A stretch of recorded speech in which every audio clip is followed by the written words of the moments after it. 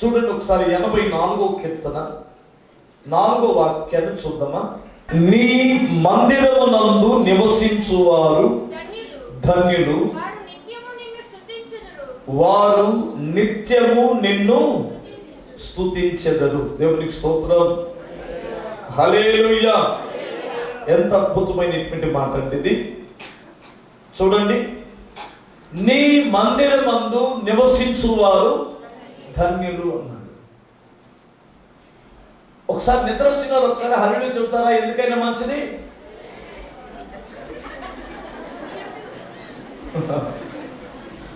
సరే అన్న, ఒక 12:30 కదా, ఒక 45 నిమిషాలు గట్టిగా నిద్రపోకుండా ఉంటా ఉన్నట్టు వారు చేతులు ఎత్తండి.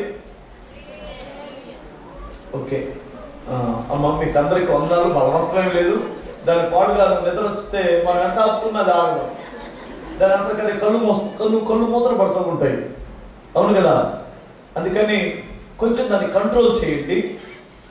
ఎందుకంటే ఇప్పుడు దాదాపు 7-8 నెలల నుండి మీకు ఈ ఆన్లైన్ ప్రార్థన లేదు కదా.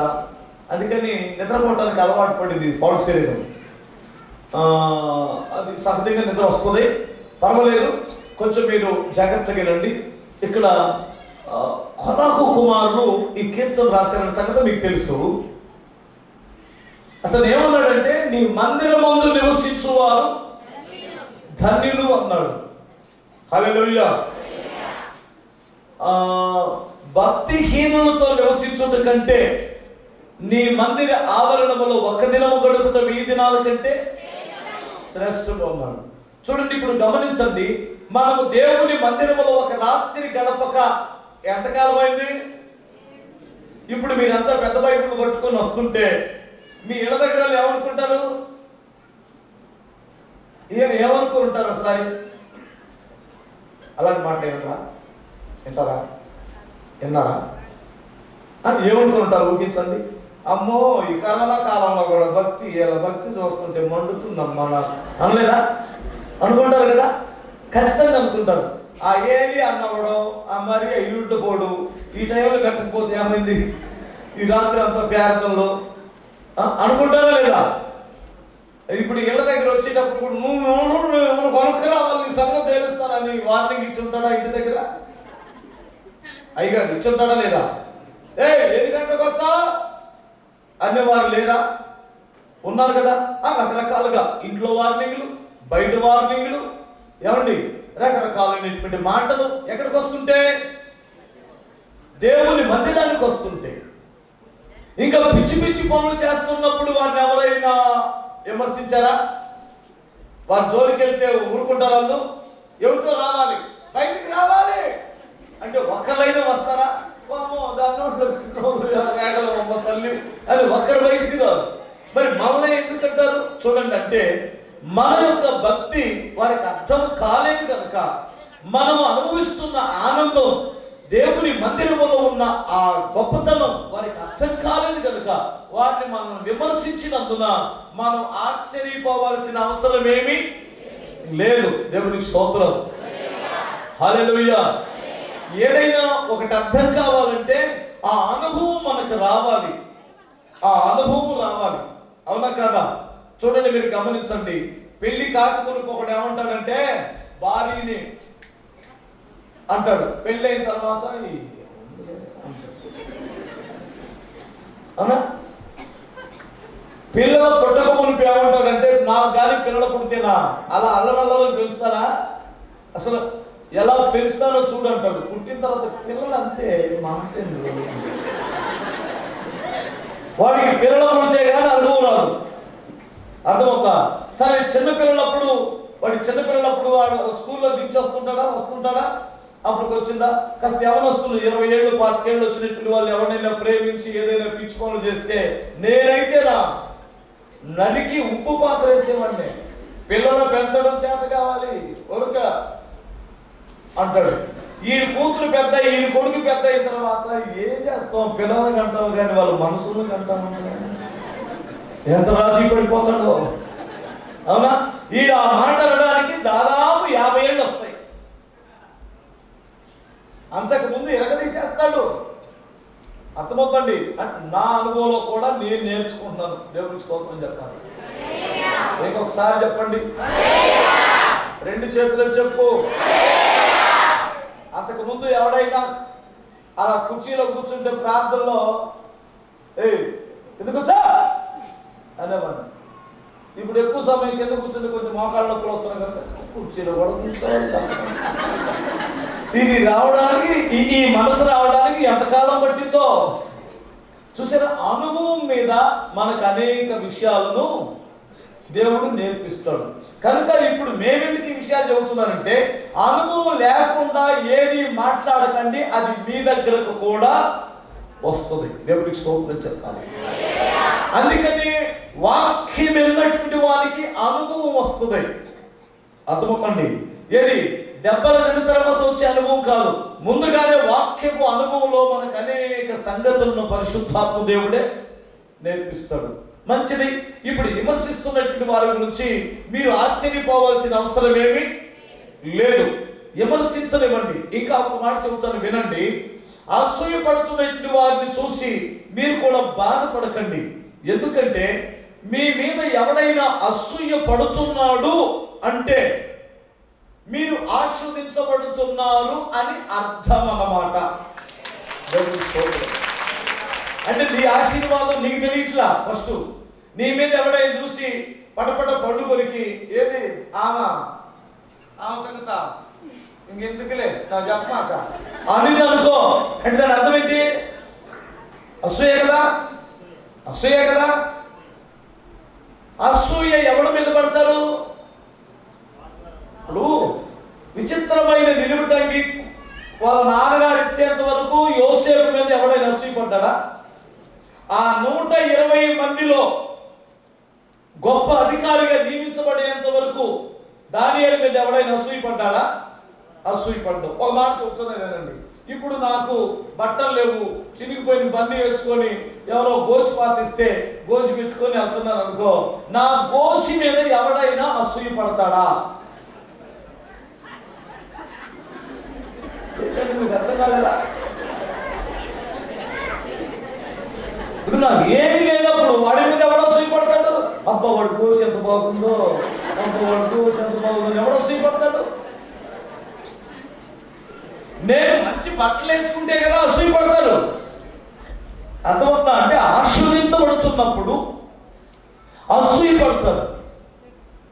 నా దగ్గర కూడా వచ్చి మా వాళ్ళు పాస్టర్ గారు అక్కడ అన్న వాళ్ళు అసూయపడుతున్నారన్న నీ మీద, వాళ్ళు అసూయపడుతున్నారన్న, వాళ్ళు ఎలా అన్నారంటే న్యాయమే కదా అన్నాను నేను. ఎందుకు ఇదేంటన్నా న్యాయం ఏంటి? వాళ్ళు అసూయపడ్డం న్యాయం, మరి న్యాయం కదా.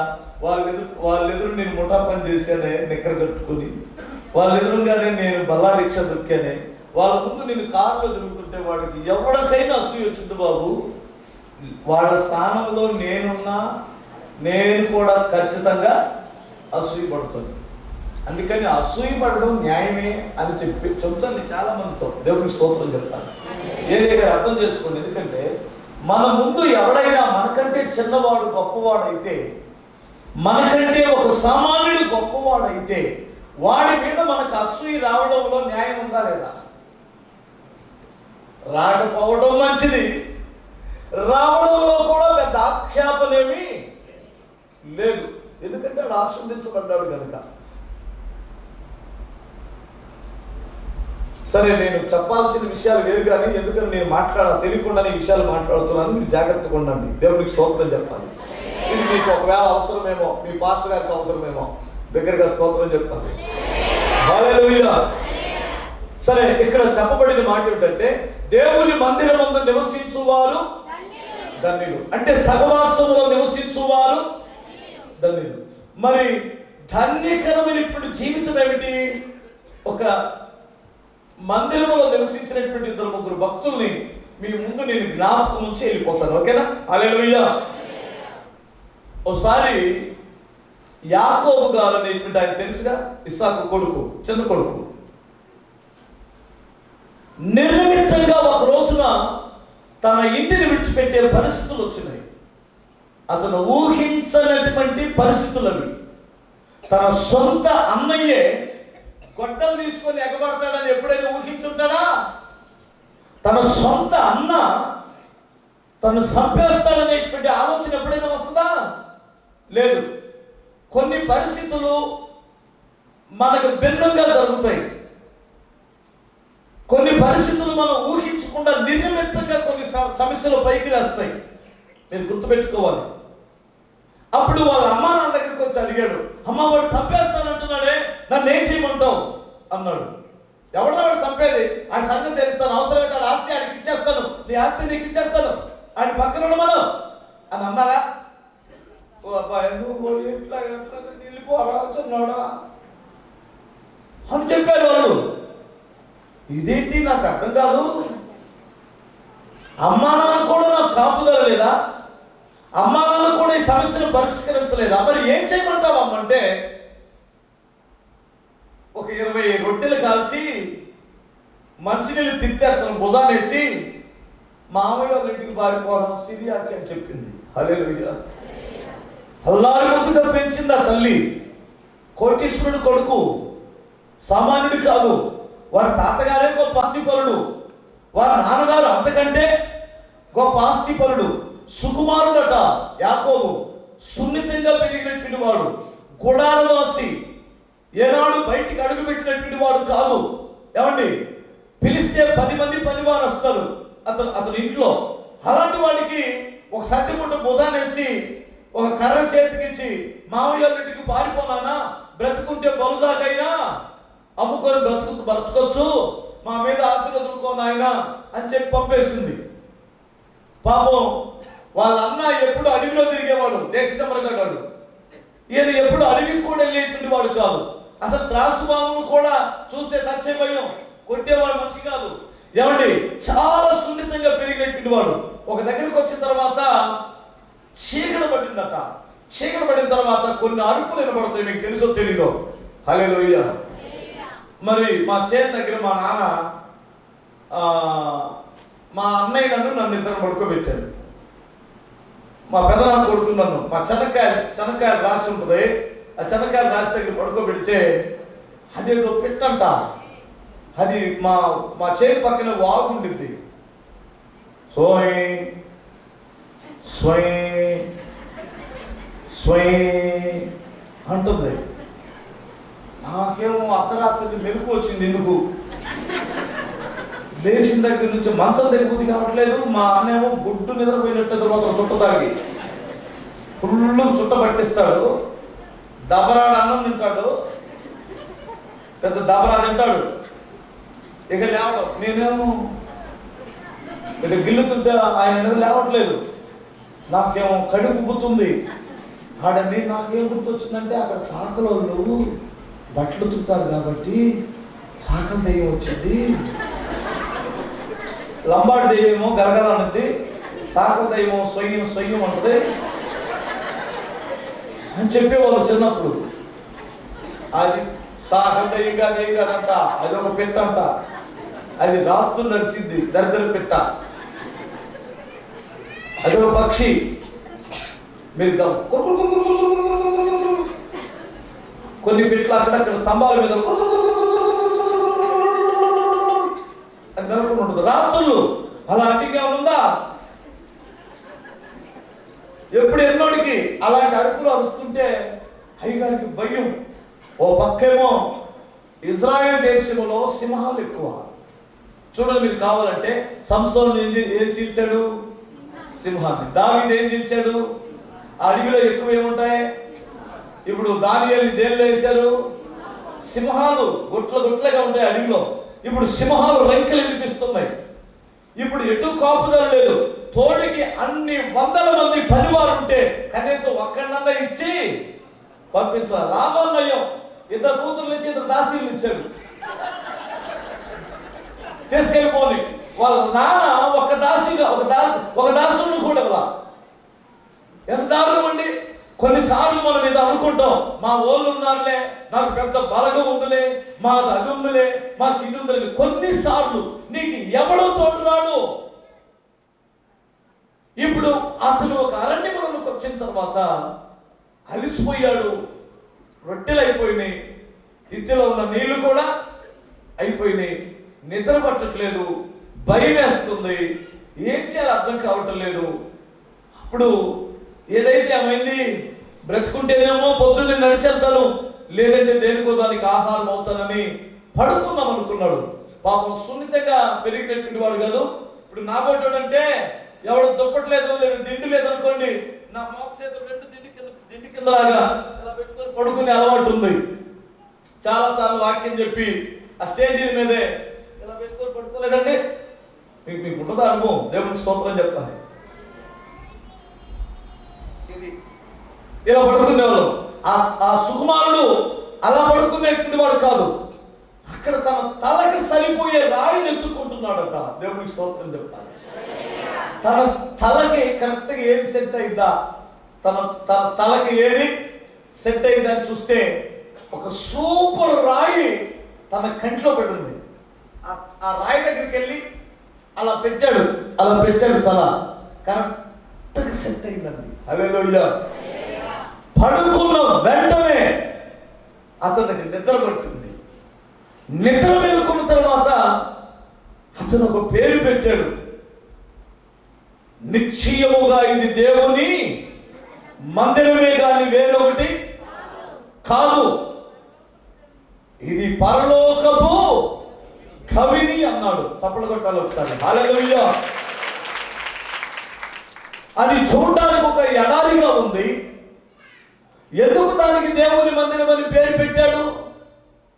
దేవుని మందిరమును తనకు సంభవించినటువంటిది ఏమిటండి?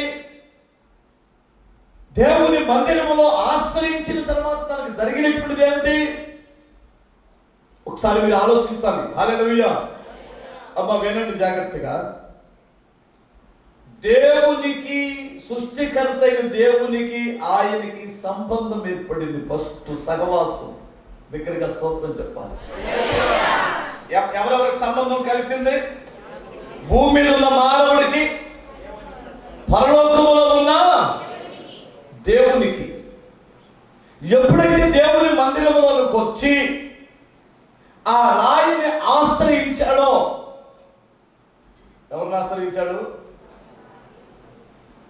ఆశ్రయించాడు? దేవుని మందిరంలో ఉన్న ఆ రాయిని. దేవునికి స్తోత్రం. ఆ రాయి ప్రభు అయిన యేసు. ఇప్పుడు దేవుని మందిరంలోకి వచ్చి ఎవరిని పట్టుకోవాలి? ఎవరి మీద ఆధారపడాలి? నీ భయాలలో ఎవరి మీద ఆనుకోవాలి? నీ ఒంటరితనంలో ఎవరిని నమ్ముకోవాలి? నీ యొక్క కష్టాల్లో, బాధల్లో ఎవరి మీద ఆనుకోవాలి? దేవుని సన్నిధికి వచ్చి స్తంభాలా? ఆ చూడు, స్తంభాన్ని ఎలా ఆనుకొని ఎంత దర్జాగా నిద్రపోతుందో. హల్లెలూయా. అసలు ఆమెకు బెదిరుందా? భయం ఉందా? ఆనాడు యాకోబు రాయిని ఆశ్రయంగా మార్చుకొని నిద్రపోయాడు. నాయన, ఈనాడు నాకు దొరికింది ఒక స్తంభం అని నిద్రపోతుంది. స్తంభాల మీద ఆనుకున్న వాళ్ళు ఎవరు బాగుపడ్డట్టు నాకు తెలియదు. ఆనుకునేది ఎవరి మీద? ఆ రాయి మీద ఆనుకో. దేవునికి స్తోత్రం చెప్పాలి. కోపం వచ్చిందా? దగ్గరగా స్తోత్రం చెప్పండి ఒకసారి. అదే గోడకు ఆనుకున్న వాళ్ళు ఎవరు బాగుపడాల? నిద్రపోవటం తప్ప. నిజం కాదు. దేవుని మందిరానికి వచ్చేది యేసయ్య మీద ఆనుకోవడానికి. ఆయన మీద మనం ఎప్పుడైతే ఆనుకున్నామో సృష్టికర్తకి నీకు సహవాసము ఏర్పడింది. హల్లెలూయా. చూసారా? ఆ నిచ్చెన మీద నుంచి దేవదూతలు ఎక్కుతున్నారు, దిగుతున్నారు. వాళ్ళిద్దరికి ఏం ఏర్పడింది? సహవాసం ఏర్పడింది. సహవాసం ఏర్పడింది అనడానికి నిదర్శనం ఏంటంటే, అబ్రహాము ఆ పరలోకమున్నటువంటి దేవుడు యాకోబు నా దాసుడైన అబ్రహాము, ఇస్సాకు, యాకోబు దేవుడు అనలేదు, అబ్రహాము ఇస్సాకు దేవుడును అన్నాడు. దేవునికి స్తోత్రం చెప్పాలి. ప్రభువా, ఏది మా తాతగారిని పిలిచింది నీవేనా? అవును. మా నాన్నని బలిపీఠం మీద మా తాతగారు దహన బలిగా అర్పించడానికి సిద్ధపడినప్పుడు ఆ బలిని చూడలేకపోతూ అతను చంపొద్దని కనికరము చూపిన దేవుడివి నీవేనా? అవును. నేను నీకు తోడై ఉన్నాను. దేవునికి స్తోత్రం చెప్తాను. ఇప్పుడు నువ్వు పడుకున్న స్థలం ఉందే, ఇది నీ సంతతికి ఇస్తాను. నువ్వు వెళ్ళే ప్రతి స్థలంలో నేను నిన్ను కాపాడుతాను. నేను నీతో చెప్పిన ఈ మాటలు నెరవేర్చేంత వరకు నేను నిన్ను విడును. మరలా ఇక్కడికి వస్తావు నీ సంతానాన్ని తీసుకొని. అసలు యాకోబు ఉద్దేశం ఏంటంటే ఈ రాత్రి బ్రతుకుతాను చస్తానని. దేవుడు ఏం చెబుతున్నాడంటే అసలు ఇదే ఒక దేశం అయిపోయింది అంటున్నాడు. దేవుడికి స్తోత్రం చెప్పాలి. ఒరే బాబు, ఆ మాటల ముందు నువ్వు చావవో, నిన్ను చంపడానికి ఎవడొస్తాడు రా బాబు, నేను నీకు తోడై ఉన్నాను, నేను నీతో చెప్పున్నది నెరవేర్చు వరకు నేను నిన్ను విడవను. ఇప్పుడు ఈ రాత్రి కొంతమందికి ఎవరికైనా డాక్టర్ గారు కొంచెం సీరియస్ అమ్మా, కొంచెం జాగ్రత్తగా ఉండమంటే చాలు, ఇక ఓహో నేను చచ్చిపోతే నా పిల్లలకు చెడవు చేస్తాను, కనీసం పిల్లన్నాయి ఏదైనా ఒక పురుడన్నా పోస్తే నువ్వు అప్పుడే చావు. హల్లెలూయా. నువ్వు చచ్చేటట్టయితే నీకు ఎందుకు ఇద్దరు కూతురులు ఇస్తారు, వాళ్ళకి జాగ్రత్త వేస్తారు. నువ్వు చస్తే వాళ్ళకి పురుళ్ళు ఎవరు పోస్తారు. అప్పుడే చస్తానంటే నాకు అర్థం కాదు. వాళ్ళతో తిప్పులు తినాలా? ఈ ముసళ్ళు ఎప్పుడు చచ్చిందా అనాలా? ఈ సిగ్గులేదు ఎప్పుడు చచ్చిందని అనిపించుకోవాలా లేదా? ఏంటా అలా చూస్తున్నాడు? హల్లెలూయా. సావుని వాళ్ళు ముందు పెట్టుకుని తిరుగుతుంటారు కొంతమంది. నువ్వెప్పుడు చచ్చిపోతాననే ఆలోచన నీకు రానివద్దు. హల్లెలూయా. దేవుడు నీతో చెప్పున్నది నెరవేర్చు వరకు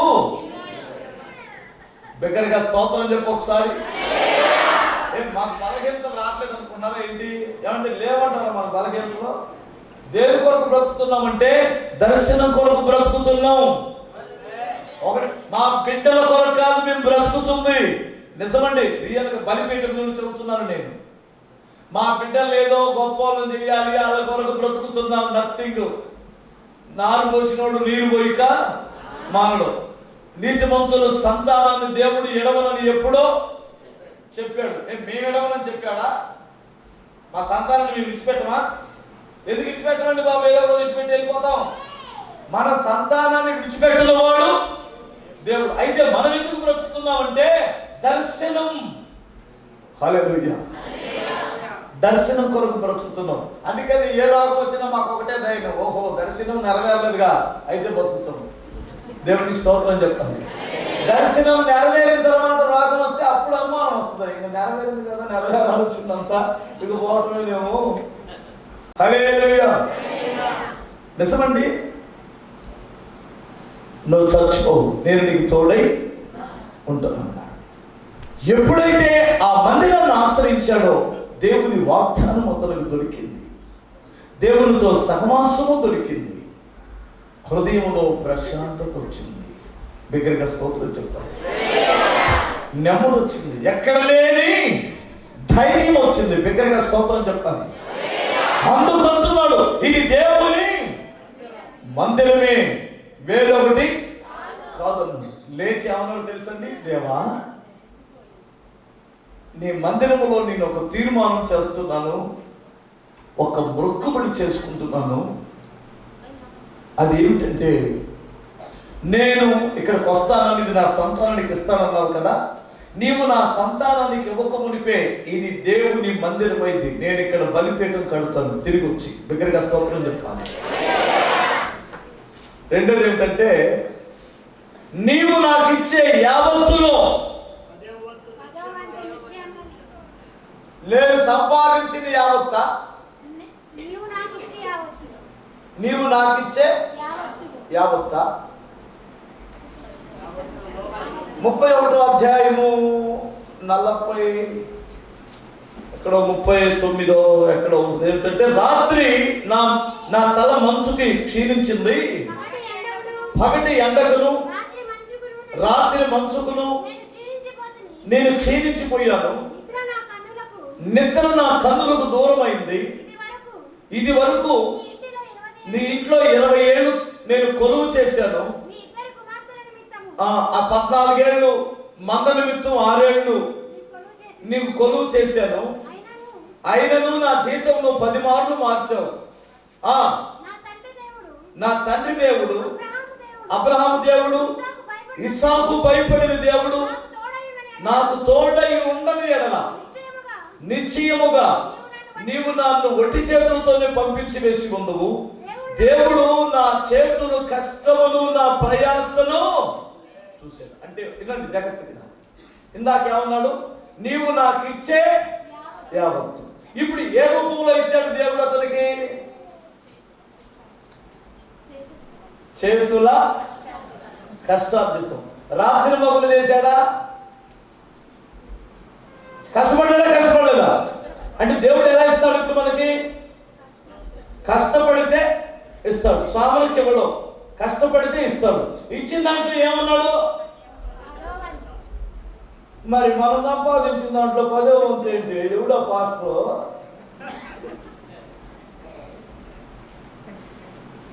ఎందుకండి ఈ విషయం చెబుతున్నా? నీ సందర్భం వచ్చింది కాబట్టి చెబుతున్నానమ్మా. తల్లులా బిగ్గరగా నన్ను అర్థం చేసుకోండి. హల్లెలూయా చెప్పండి ఒకసారి. నేను ఒకటే నేర్చుకున్నానండి నా అనుభవంలో. నేను యేసు ప్రభువుని నమ్ముకున్నప్పుడు నేను వెళ్ళే దైవజనుడు నాకు నేర్పించింది ఆనాటి నుండి ఈనాటి వరకు నేను తూచా తప్పకుండా పాటిస్తున్నాను. నేను విశ్వాసిగా ఉండి నేను కష్టపడేటప్పుడు దశంభాగం తీసుకునేవాడిని. మేము దశంభాగం తీయడం ప్రారంభించిన తర్వాత 2 ఎకరాల పొలం కొన్నాం. మేము దేవునికి స్తోత్రం చెప్పాలి. గుంటూరులో 2 ప్లాట్లు కొనుక్కున్నాం. ఆ తర్వాత దేవుడు నన్ను సేవకు పిలిస్తే 2000 సంవత్సరంలో నాకు వచ్చే కానుక 200, 150, 175 రూపాయలు అలా వచ్చాయి. పుస్తకం పెట్టుకొని రాసుకునేవాడిని. నేను కట్టవలసిన అద్దె అంటే 450 రూపాయలు నెలకు వచ్చేసి. మేము తినగా మిగిలిన ఆ నెల అద్దె కట్టుకోవడానికి కొన్నిసార్లు ఉండేవి కాదు. మేము ఏం చేసేవారు అంటే నూకలు కొంతమంది తెచ్చేవారు, కొంతమంది రేషన్ బియ్యం తెచ్చేవారు. ఆ రేషన్ బియ్యాన్ని దాచిపెట్టి నూకలు మాత్రమే తిని ఆ రేషన్ బియ్యాన్ని వచ్చిన పేద బిడ్డలకు వండి పెట్టేవారు, సాంబారు పెట్టి. హల్లెలూయా. ఒకసారి అద్దె కట్టుకోలేని స్థితిలో ఉన్నప్పుడు ఆ అద్దె అయినా 1 నెల ఇవ్వలేదని మహా కఠినాత్ముడు. 20 సంవత్సరాల క్రితం అంటే మేము పిల్లల్లాగే కనిపించాం. అప్పుడు రే రే రే అరే పాస్టర్ రా అన్నాడు. నేను ఎందుకంటే ఏ మాటకా మాట ఆయన చూసి నాకు భయం వేసి సైకిల్ తీసుకుని వెళ్తున్నాను. హల్లెలూయా. ఎందుకంటే డబ్బులు అడుగుతున్నాడు, డబ్బులు లేవు. అరే అరే అరే పాస్టర్ అన్నాడు. అనగానే అక్కడున్న సిస్టర్ తగా తీసుకున్నాను. ఏయ్ నువ్వేంటి పాస్టర్ గారిని పట్టుకుని అరే అరే అంటున్నావు అంటే, మరి ఏంటాడు అద్దె కట్టుకుని వెళ్తున్నాడు, మళ్ళా నేను ఛార్జీలు పెట్టుకొని రావాలా అన్నాడు. బాబు ఆగునైనా కోప్పడు మాక, నీ అద్దిస్తే నన్ను అగానవు కదా అనుకున్న ఒక అక్క దగ్గరికి వెళ్ళి, అక్క మొదటి ఆదివారం కొంచెం డబ్బులు ఎక్కువ వస్తాయి, కొంచెం వచ్చే మొదటి ఆదివారం నీకు డబ్బులు ఇస్తాను, ఒక 400 ఉంటే ఇవా అని ఒక అక్క దగ్గర బదులు తీసుకొని ఆయనకి ఇచ్చాను. ఆయన వచ్చే నెల నుంచి అతను నన్ను అద్దె అడగడానికి రాలా. ఎందుకని రాలేదంటారా? 1 నెల వాళ్ళ కొడుకు వచ్చి తీసుకెళ్ళాడు, 2 నెలల వాళ్ళ కొడుకు వచ్చాడు, 3 నెలల కూడా వాళ్ళ కొడుకే వచ్చాడు. అప్పుడు అడిగాను, సార్ ఏంటండి మీ నాన్నగారు రావట్లేదని. మా నాన్నకు 3 నెలల క్రితం నోరు వరకే పడిపోయిందండి. పక్షవాతం వచ్చిందా అని అడిగారు. పక్షవాతం అయితే కాళ్ళు చేతులు పోవాలి కదా, మా నాన్నకి ఇచ్చిన నోరు వరకే పోయిందండి, నాకు అర్థం కావట్లేదు అంటున్నాడు. నిజంగా నేను కన్నీళ్ళు పెట్టుకున్నానండి. దేవా ఎంత శ్రద్ధ తీసుకుంటావు నీ సేవకుని ఎట్లా. నన్ను ఎంతోమంది అరే ఒరే అనేవాళ్ళు, అరే శివగా అరే అరే శివగా అంటే ఎవరు నోరు పెట్టుకోలేదు. నా పేరు అంతకు శివయ్య అనమాట. రే శివ అరే శివగా అని గట్టిగా అనేవాళ్ళు. ఎవరికి నోరు పెట్టుకోలేదు. అరే పాస్టర్ అనగా నోరు పడేసావా? ఆహా నీవు నాకు తోడై ఉన్నావు. దేవునికి స్తోత్రం చెప్తాను. ధైర్యం అండి, చాలా ధైర్యం.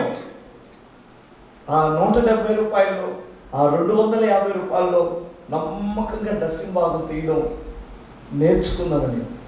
ఈరోజు కూడా ప్రస్తుతం ఇప్పుడు కూడా నేను ఇప్పుడు ఆ కానుకల్ని లెక్క చూడట్లా. మా పిల్లలని చూస్తారు, ఎంత అన్నరాని 5 దశభాగాలు కానీ ఇంకోటి కానీ అసలు కరోనా వచ్చిన తర్వాత వాటికి వెళ్ళిపోతున్నారు. అసలు జోబులు డబ్బులు వేసుకోవడం ఈరోజే వేసుకున్నాను డబ్బులు ఆయన అడుగుతారని నిజంగా చెబుతున్నాను. ఎందుకు డబ్బులు చేయమనండి? హల్లెలూయా. దేవుడు నన్ను ఆశీర్వదించాడు, దేవుడికి స్తోత్రం. హల్లెలూయా. నేను కడు పేదరికము ఎరుగుదును, సమృద్ధైన ఆశీర్వాదమును నేను ఎరుగుదును. దేవుడికి స్తోత్రం చెప్పాలి. హల్లెలూయా. ఎవరైనా ఆకలి అవుతుందో ఒక ముద్ద అన్నం పెడతారేమో అని ఎదురు చూసిన సందర్భం ఉంది. ఈ రోజున వేల మందికి భోజనం పెట్టే కృప దేవుడు ఇచ్చాడు. నాకు అదే ఆశ్చర్యం. ఒక మనిషిని దేవుడు ఆశీర్వదిస్తే ఎలా ఉంటుందా? అయితే ఒక్క విషయం, ఇందులో ఒక ప్రమాదం కూడా దాగి ఉంది. ఏమిటో చెప్పనా? అయ్యగారు మనమే మాట్లాడుకోవాలి. దేవుడికి స్తోత్రం.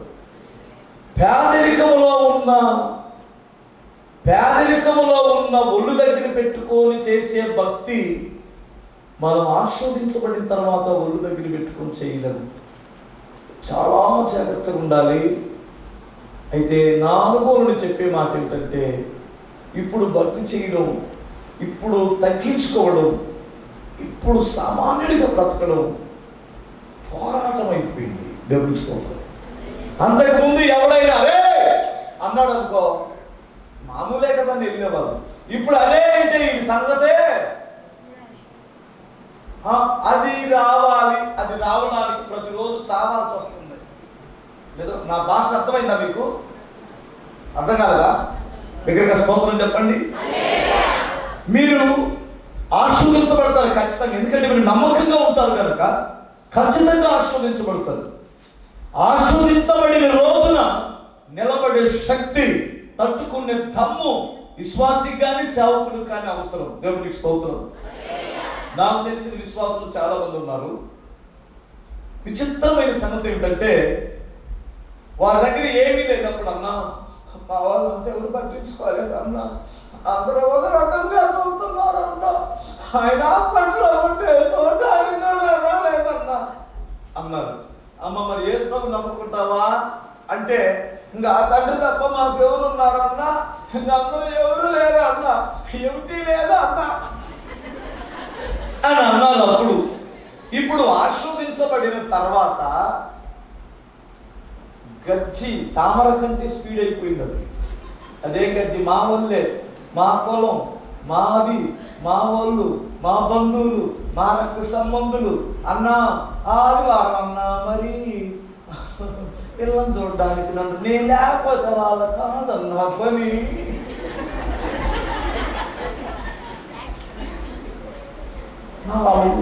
అప్పుడేమో ఎవడు లేడు దేవుడు దిక్కంది.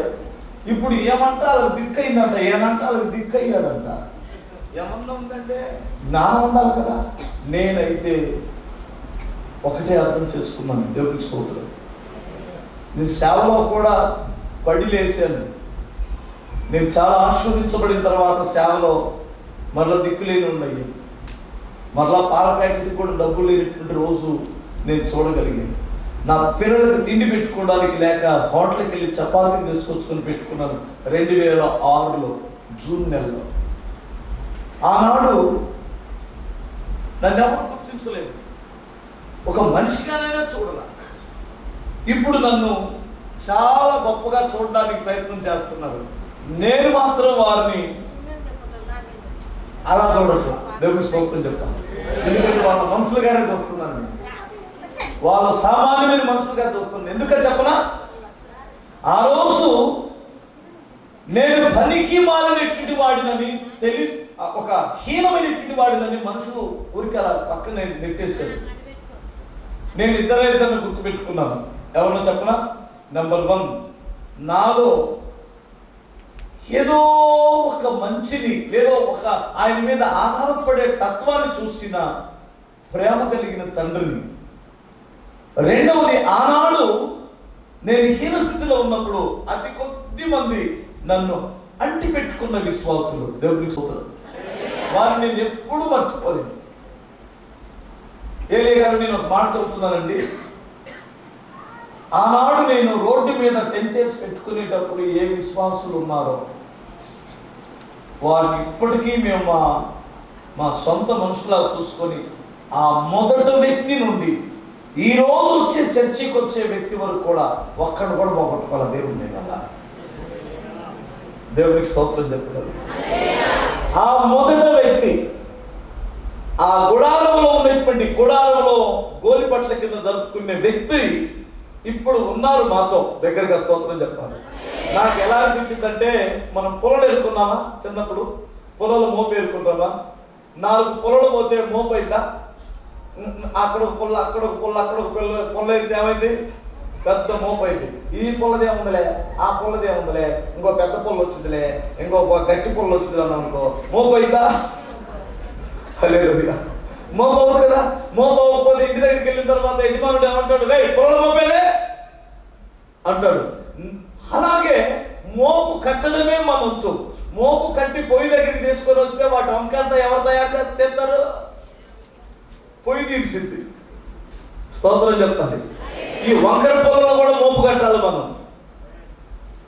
పాస్టర్ గారు అర్థమైందండి? హల్లెలూయా. మన డ్యూటీ ఏంటంటే వంకర పొలంలో తీసుకొని వచ్చి చర్చిలో కట్టడం. నా చర్చికి నీతిమంతులు మాత్రమే రావాలి, పరిశుద్ధులు మాత్రమే రావాలంటే నా హాస్పిటల్కి ఆరోగ్యవంతులే రావాలి అన్నట్టు ఉంటుంది. అర్థమైంది? నా హాస్పిటల్కి ఆరోగ్యవంతులే రావాలి. మీరు మామూలు కాదు. అమ్మో ఇది కూడా వచ్చిందమ్మో పేపర్కో ఈరోజు ముందు వరుసలో కూర్చుందే. ముందు వరుసలో కూర్చున్నారు. నాకు ఇది వీళ్ళ పోట్లకే వాళ్ళు రారండి చర్చికి.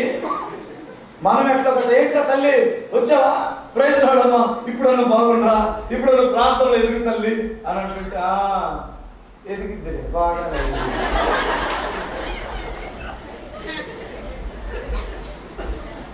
లేక ఈ మధ్య భాస్కర్ గారి మీద అలిగి చర్చికి వస్తే అంటులు అందరూ దొంగతున్నారని అది అలా పైపు చెంగి ఇలా తోపి కూర్చోబోతుంది.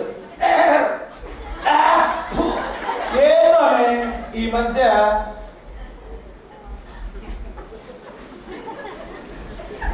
ఆగిద్దండి ఆ మనిషి అక్కడ. అమ్మా మీకు కొందనాలమ్మా, ఎక్కడ ఒక్కొక్క పొలం తీసుకొచ్చుకొని చర్చిలు పెట్టుకుందాం. దేవుని మందిరంలోకి వచ్చినటువంటి వారిని దేవుడు బాగు చేస్తారు. దేవుడికి స్తోత్రం. ఒక విషయాన్ని మీకు జ్ఞాపకం చేస్తారు. ఇద్దరు ప్రార్థన చేసుకోవడానికి దేవాలయానికి వచ్చారు. ఒకడేమో సీనియర్, ఒకడేమో జూనియర్. అదే జూనియర్ కూడా కాదు, బహుపాపి, అది సుంకరే. ఇప్పుడు వీడు ఎప్పటి నుంచో ఉన్నాడు, సీనియర్ మోస్ట్ భక్తుడు, మహాభక్తుడు. సర్రను వచ్చాడు ముందుకి, నేను తప్ప ముందే కూర్చుంటాడు. అది సర్రను వచ్చాడు, మోకరించాడు. అక్కడున్న యాజకుడు మౌనంగా చూస్తున్నాడు. వీళ్ళు ప్రార్థన చేసుకోరాదు. ప్రభువా వారానికి ఎన్ని రోజులు ఉంటాను నీకు తెలుసుగా, ఏమిస్తాను నీకు తెలుసుగా, నేను ఎంత భక్తుడినో మీకు తెలుసుగా. అంతా ఆడి ప్రసంగమే చేసుకున్నాడు దేవుడికి. ఆ చివరిలో ఒకడు మోకరించాడు. దేవుడికి స్తోత్రం చెప్తాను.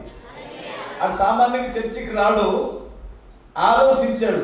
డబ్బు బాగానే సంపాదించాడు. సుంకపు గుర్తుదారుడు, సుంకరి అల్లాడుతుంది. డబ్బు అయితే ఉంది. వీడు చేసిన పాపానికి కుటుంబం చిన్నాభిన్నమైపోయింది. వీడి శాపం వాడి బిడ్డల మీద కొట్టొచ్చినట్టు కనిపిస్తుంది. తన భార్య మీద కనిపిస్తుంది ఆ శాపం. డబ్బు మాత్రమే ఆశీర్వాదము కాదు, నేను మోసం చేసి సంపాదించిన దాని ద్వారా ఈ శాపము నాకు నా జీవితానికి శాపంగా మారింది. నేను ఏ విధవ చేతనైనా దేవుని పాద సన్నిధిలోకి వెళ్ళి నా పాపాలు ఒప్పుకోవాలని చెప్పి ఆడ చివరికి వచ్చి దేవాలయానికి అసలు రాడు, వచ్చాడు. వచ్చి మోకరించి ప్రార్థన చేసుకుంటున్నాడు. దేవునికి స్తోత్రం. వీడి చూపు ఎవరి మీద పడింది? ఇప్పుడు ఇందాక చెప్పానే, ప్రతి ఒక్కత ప్రార్థనకు రాబట్టే అని అతని మీద పడింది చూపు. మీరు గమనించండి, ఏదో తెలుసో తెలియకో ఏదో తప్పు చేసాడనుకో, చేసింది అనుకోండి, ఇక పోనివరా తల్లులారా, అమ్మా. సరే, వాళ్ళు కూడా భార్య భర్తల మధ్యలో ఏదో గొడవ వచ్చి ఏదో అటు విడిచిపెట్టాడు, లేదంటే కొంత ఎడబాటు వచ్చింది, లోబడి ఉండాలి భర్తకి. ఏడకొచ్చి స్వాతంత్రం స్వాతంత్రం స్వాతంత్రం అంటే ఆ తండ్రి వినడం. నీకు తెలుసా వాళ్ళు ఎందుకు గిడిపోయారు?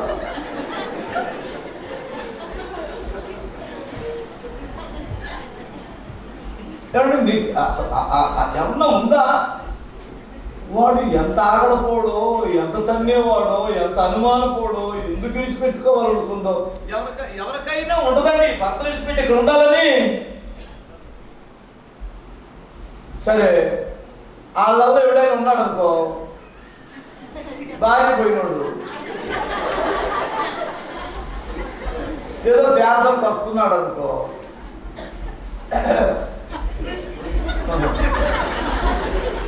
మనోడి మధ్య భక్తులు దిగాడు. అబ్బాయి వచ్చిందా మీ ఆవిడ? రాలేదన్నా. మరి ఏముద్రించడానికి వస్తున్నా? ఎందుకు సమాధానం పడు? కుటుంబాన్ని కట్టుకో. ఏసై ఏమన్నాడు? నువ్వు బలి అర్పించేటప్పుడు ఇక్కడికి వచ్చిన వెంటనే నీ పొరుగు వాడి మీద ఏదైనా ఉంటే వెళ్ళి సమాధానం పెట్టమన్నాడు. నీ భార్యతో సమాధానానికి వచ్చావే, వాడు వస్తాడు చర్చికి.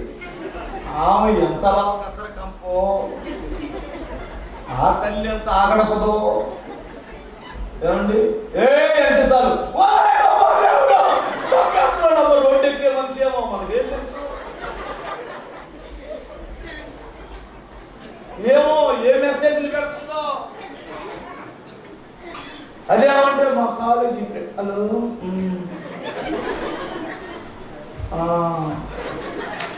ఇక్కడే ఉన్నా,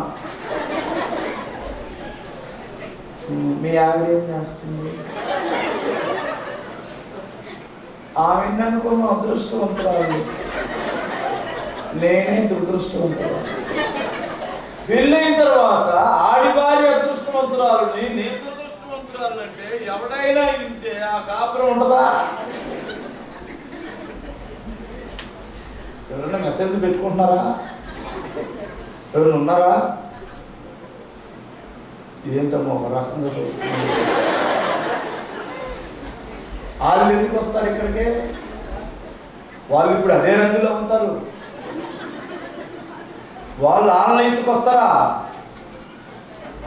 ఎరా బంగారం తిన్నావా? ఈ టైంలో ఫోన్ చేస్తున్నా? అక్కడ ఏం చేస్తున్నాడు? శుద్ధం వద్దు, పోతున్నాడు నిద్ర. ఈ దరిద్రపు శాస్త్రం, ఈ ఫోన్లతో కొంపలు ఆడిపోతున్నాయి. చెప్పదాకా అల్లాడుతున్నామండి బాబు. పోలీసు వాళ్ళు పోలీస్ స్టేషన్లో కట్టట్లేదండి కుటుంబాలు, వాళ్ళు వదిలేశారు ఏనాడు. అర్థమవుతుందా సార్? నా భార్య ఫోన్లో మాట్లాడుతుందంటే ఏం మాట్లాడుతుందా? ఏం మాట్లాడుతుంది? మెసేజ్లు. ఏ మెసేజ్ పెట్టింది? ఆ మెసేజ్ పెట్టి తప్పేంటి? మెసేజ్ పెట్టి తప్పేంటిరా?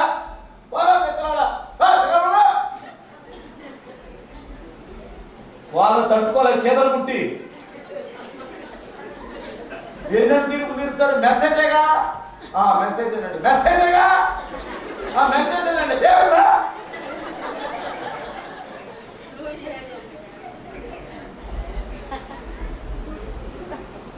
మా దగ్గరికి వస్తే ఏం మెసేజ్ పెట్టావమ్మా?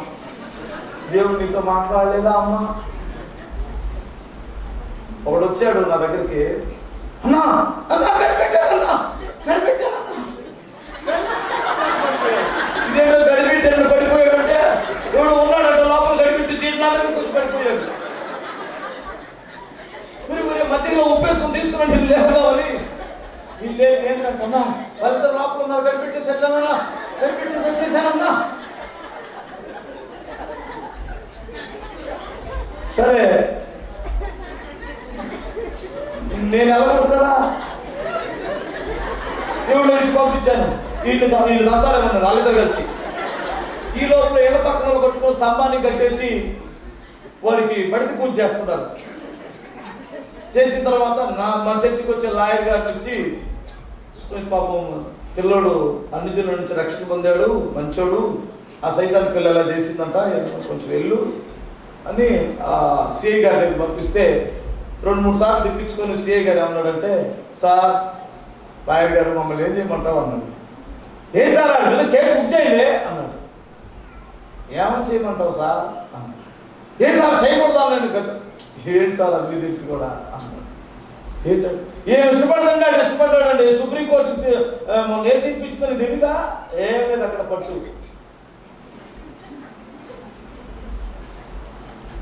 పట్టు ఆడలేదు. ఇప్పుడు ఆ నీడ తీసుకొచ్చాను, దేవునికి స్తోత్రం చెప్పాలి. సుప్రీంకోర్టు ఏం చెప్పిందంటే పట్టించుకోవద్దని చెప్పింది. మీకు తెలుసో తెలీదు. అక్కడ తప్పించుకుంటే ఈ చట్టం ఒప్పుకోలేదు. దగ్గరగా స్తోత్రం చెప్పాలి. ఇది ఒక పెద్ద స్టోరీ లేండి. మీకు తెలియదు ఈనాడు ఎలా ఉందో తెలుసండి. ఆ కాపురం పోలీసులు వదిలేసిన కాపురాన్ని యేసుక్రీస్తు కడితే ఈరోజు ఆ అమ్మాయి తప్పు తెలుసుకొని తన భర్తని యేసు ప్రభు స్థానము కంటే కొంచెం తక్కువగా పెట్టి వస్తుంది. దేవుడికి స్తోత్రం. నా దేవుడు మారిస్తే ఎలా ఉంటుందండి? నా ప్రభు ఒక బిడ్డను దర్శిస్తే ఎలా ఉంటుందండి? నేను ఎందుకు ఈ విషయాలు చెబుతున్నానంటే, ఆడు వచ్చేటప్పుడు పాపిగా వచ్చాడు. వెళ్ళేటప్పుడు యేసు ప్రభు ఏం చెప్పారంటే, ఇతని కంటే అతడు నీతిమంతుడై తిరిగి చప్పలు కొట్టగలరు. దేవుని మందిరానికి వచ్చేటప్పుడు వాడు ఎలా వచ్చాడు? వాడి ఆలోచనలు ఎలా ఉన్నాయి? వాడి క్రియలు ఎలా ఉన్నాయి? పాడైన పోయిన క్రియలు. దేవుని మందిరములకు వచ్చి మన తిరిగి వెళ్ళేటప్పుడు ఎలా వెళ్ళాడు? నీతిమంతుడై తిరిగి వెళ్ళాడు. ఇప్పుడు ఈ మందిరం మేము డబ్బులు కానుకలు చేసుకోవడానికి కట్టుకున్నావా? మీ జీవితాలు కట్టడానికి కట్టిన మందిరం ఇది. దేవునికి స్తోత్రం చెప్పాలి. ఈ ఆలయట్లు ఎందుకు పెడుతున్నాం ఏమంటే? మీరందరేమో కమ్మగా నిద్రపోతున్నారే. నిద్రపోయే వాళ్ళ వైపు చూస్తే నాకు ఎంత అసూయ అంటే, డబ్బులు ఉన్నోడు వైపు చూసినా, కారులో ఉన్నోడు తిరిగినా నాకు అసూయ ఉండదు. కానీ పని బాట లేకుండా నిద్రపోయేది చూస్తుంటే నాకు ఎంత అసూయ వస్తుందో. నిజం. ఒకడు నవాబుకు నదురు లేదు, బెదురు లేదు. ఇది అంటారు, నాకు బెదురు లేదు అన్నట్టు. నవాబుకి ఎదురు లేదు, నాకు బెదురు లేదు అన్నట్టు నిద్రపోతుంటాడు. ఒకడు అప్పులు అయిపోయినా నిద్రపోతూనే ఉంటాడు. పిల్లలకు బట్టలు లేకపోయినా నిద్రపోతూనే ఉంటాడు.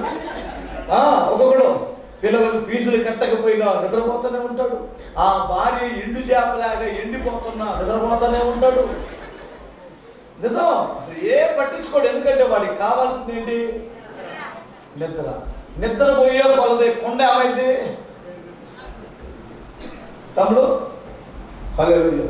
నా చిన్నప్పుడు ఎవరైనా ఒక లావుగా ఉంటే ఏమనేవాళ్ళంటే,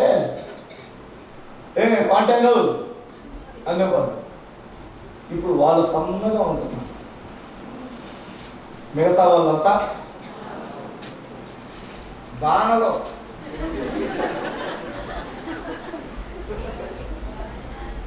స్తోత్రం చెప్పు.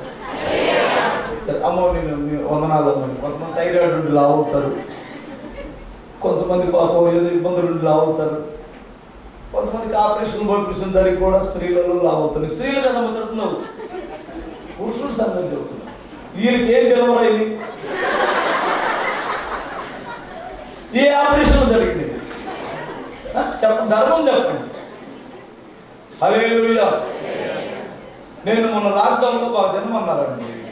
నేను కూడా తిన్నా. నేను 73కి వచ్చాను. 73కి వచ్చేసరికి నాకు భయం వేసిపోయింది. బాబోయ్, నేను దాదాపు ఒక 15 సంవత్సరాల నుండి 70కి దాటట్లేదండి. 73కి వచ్చానా, ఇంకంటే స్టార్ట్ అయిందనమాట. అది నాపగలిగిన ఎవడున్నాడు అనుకుని మళ్ళీ కంట్రోల్ చేసుకున్నాను. ఎందుకంటే పెరిగిన తర్వాత తగ్గించుకోవటం వాడి వల్ల కాదు. హల్లెలూయా. ఓకే, నేను మిమ్మల్ని నవ్వించడానికి ఈ మాట చెప్తున్నాను. ఏం లేదు కానీ, దేవుని మందిరానికి ఒకడు వచ్చేటప్పుడు దుఃఖముతో, వేదనతో, దిక్కులేని వాడై, నా తల్లి ఉన్నా, నా తండ్రి ఉన్నా, అన్నదమ్ములున్నా, నేను ఒంటరి వాడినే అనుకోని అక్కడ దేవుని సన్నిధిలో మోకరిస్తే దేవుడు అన్నాడు, మీ అమ్మ నీకు తోడు లేకపోయినా, మీ నాన్న నీకు తోడు లేకపోయినా, నేను నీకు తోడై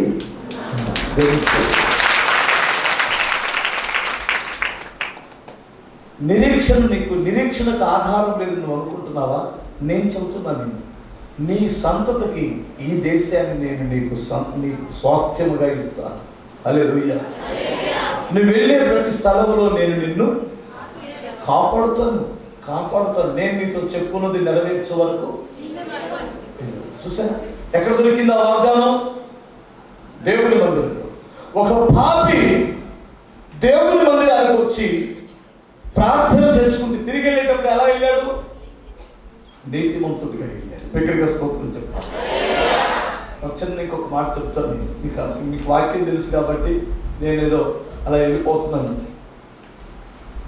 ఒక అభాగ్యుడు, ఒక మెత్తటి తల్లి, ఒక మాట చెప్పాలి.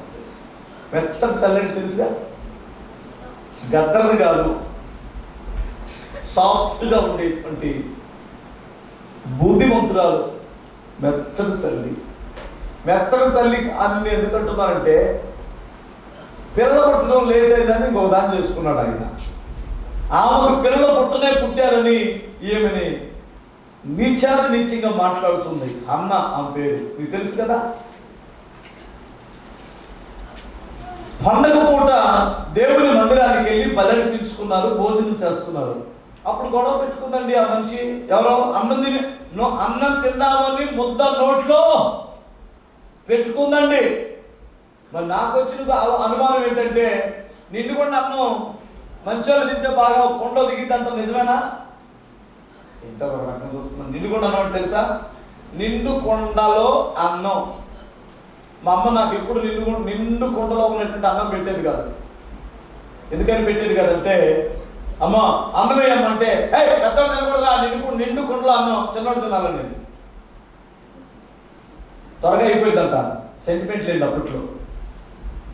ఒకవేళ ఏమో పెద్దది కదా, గబాన నిండుకొండ అన్నం వేసుకుందేమో. వేసుకున్న వెంటనే దరిద్ర మొఖాలని గొడ్డుపోతు మొఖాలని లేచింది. ఎవరో తోడుకోవడం కాదు,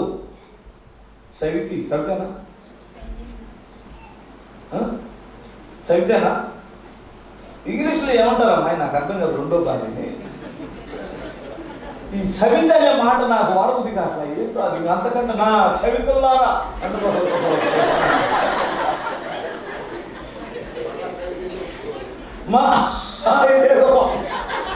నా సవిత అని సరే బాగా సవితగా వస్తున్నానంటే ఊరుకుంటుందా? ఈ దరిద్ర మాటలు ఎందుకు వస్తాయి నోట్లో నుండి నాకు అర్థం కాదు. అమ్మ అలా తిడతారా? ఇప్పుడు ఉన్నాయా? ఆ తిట్లు ఉన్నాయా? ఆగిపోయినాయి అంటారా? అమ్మా ఉన్నాయా? మేము ఇసిరేసినట్టు అడవిలో ఉన్నట్టు మాది ఒక రాజ్యం. మా రాజ్యంలో మాకు ఏమో అలాంటి బూతులు ఏమి వినపడట్లేదు. ఇప్పుడు చాలా కాలం అయింది, 20 సంవత్సరాలు అయిపోయింది ఆ బూతులు వెనక. నా సముద్రులారా అని తెలుతున్నారా? అమ్మ ఎంతున్నారా ఎక్కడన్నా? పరలోకం నుంచి వచ్చినట్టు కూర్చున్నారు. అంటే సమితి అంటే ఏంటండి?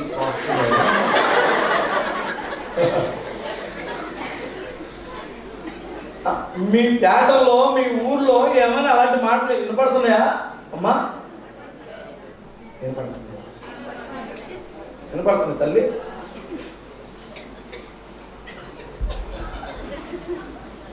దరిద్ర మాటలన్నీ పరిశుద్ధులకు తగిన మాటలు అవి కావమ్మా. మీ నోటిలో బూతులైనను సరస్వత్తులైనను అది పరిశుద్ధులకు తగినది కాదు. హల్లెలూయా. మరి ఇప్పుడు మనం ఎందుకు కొడుతున్నానంటే, మరి దానికి ప్రత్యామ్నాయం ఇంకేమైనా పేరుందా అయ్యా? సమితికి ఇంకేమైనా పేరుందా?